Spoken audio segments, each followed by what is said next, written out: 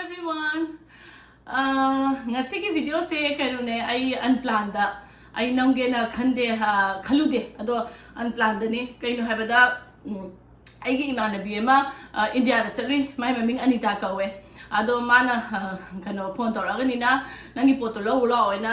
phone torapade ai se lo chalu bane ado da halapa kan sida posi khuya mam toro meba ado aina video se am namning ba hai tare posi yam bai namning ba hai tar hamaram di kaino haraga Anita na halap chalu ba se aina India chalu ba cha mana khre na si se kaino da posi aduki mate kyam gre kg se aina hambada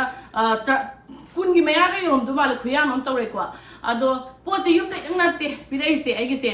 tamoi mama na bana tamoi gi pirak pa yaure adegi chatluba imanabi se asigi manau pina mai maming Aruna kawe Aruna na pirak pa se yum si dei pirai ba posi degi ma mana pirai posi ne hena yaung khre ado Aruna na smane pirak pa se ta singam ikai je khuyam mam towe ba matung na smane pirak ne ikai je ya aduga ka hetare mana smane pirak pa si da ai pukning da ka hetare ikai nungsiana ba haitare harau baga adagi nuksi baga loina pokpado adudo poeng asi kaino haba ai inang pi di like te ai na tare subini haibado na hamo ai se ai khare ipone pam le but inang pina pidai ne kai ichi ne kai na hai pi mana thiga thiga ko pos khuyam am toy ba kyang warang ngani ngo pos item am kidang na tawale na adu maina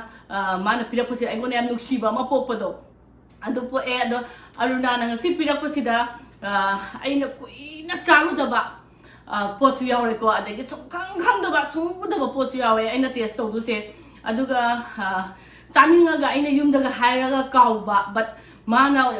ay man ga main phaw no hangde aduma pirak pa pochi yaure kaino hairaga sigi kabok se luhong ba daga hapa kabok tu ne ba sigi kabok se u daba su kuire cha daba su kuire adu mana si su happy e adagi Muri gi malikwa shrimp paste siso happy ai am ta sanja ji ta sengna adagi sigi ngari haido ro ngari ne sije sigi gi am hau bane ba ai yum da hai ba dum ka bane sije thabi ro hai ba do ado Aruna na si mayam am ju happy adagi kai nga no hone siga je ta seng ne am hau bane ba ai ta ka bu pone ina mana happy ko irisha ma sa do ro hone sije am hau bane sije na hoi chare yum da siga je happy rakte na adagi sigi numilai maku se walnut ki se ai ta seng na si su udri suma mai ham ga happy re ko adagi mimi singju happy re adagi kaino si se si chu udri ya o haibi tama haibi to eto haibi ya haibi ne haibi kai ne sa da ba si kui re ba haibi kai se kui mana hawai ahoi gi ini gi me da haibi adu ning buni singe moi da haibi pa le do he ga kangal laga hoi ne na leng ga thambane hoi ne le ba kai mai na male ma gi da pa me ning singe si ura ga ini do khang ning singe le khide adu gi ka no ga do ning singe hale mana haibi ga se sa bu pui le bo wari ni sai kun ma wi wari ne khoi ne pi nga sala sa wari ni ko ning singe hale nga si adegi sina o hai tu sia tamo Haitu siya ore haitu kasi adum kui resi sa da bakwa haitu ki ano no bem thome adagi hai crew ya ore poi rei haimang ga ya eto haimang da mo haimang si de hanak cherau bada nungthin da kana thitla ga thakpa ya re mahi khang de khuyam am ne man ha pe se ek tai cha da mangi siya ore ne si no khang si su kai no khang di o si ga di udri si su udri si gi posi de ya Gawagi, pungdon si mayama happy re ko soi bungali ga se ngali khuyam je ma ha pai se do amuka Aruna thank you so much nang yang waram ni nang to ise ya ikai ku khuyam ma wa so waram ni udi corona matam je nang ka no thi na khodan ha pai myam se yong ne ado aina si da khari se sina kan gi sina imanabi manang pi do na pirak pane duga si thang kupri si sina ai kano nam tamoi gi mama na ba Rose na nam le my childhood friend like kai gi aduna tamoi gi happy rak pane sina yam phaja ye thang se to ba han do yenge tu siga se sina tamoi mama na ba happy rak pane tamoi gi adegi sina kan gi sai sina ai ipam degi happy rak pane sina ai mayam na rani phi lo mai te gi phi se phaja khole ha du dai na camping camping na pu bagi tamoi se camping na pu du ne ado sigi phi myam sina agi pan pan la biba ina mo hoi me amna nang mayam na phani selu hai do selu ko lu ka tawra collection tawra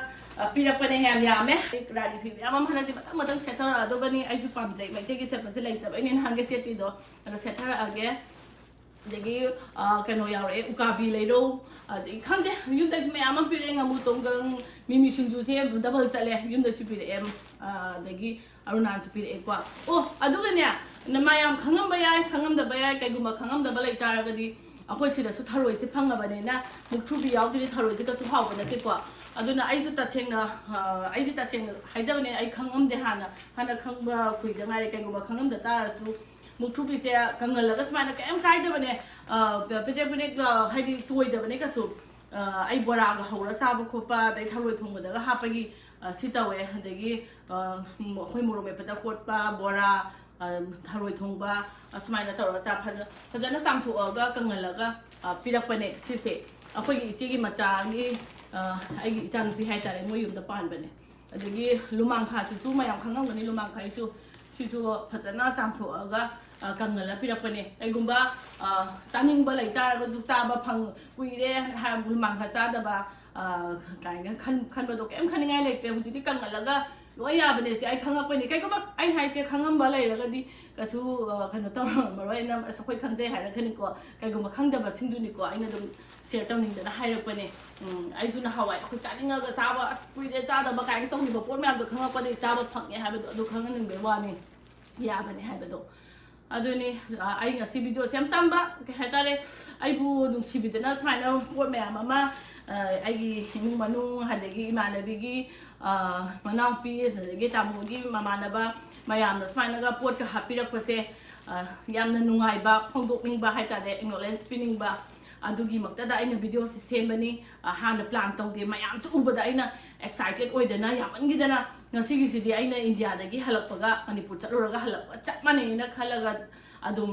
video masa ama dum saning ba hai ta ko adugi aise namakpane ado ai premium se su no ma tang sa ba yeng yeng ga dum set ra ke yam harawe hangdok ninge hangdok ga yeng ga adagi hojik na hojiki singa se sa da ba kuire si kano list kai nga lo khandi ma haw yam haw bani si sa ra ge ngari ke ka ne singju ma cha ma su ra ge aduga phajana sa thara ge mathangi video da muk unarasi ngasi gi oina di bye bye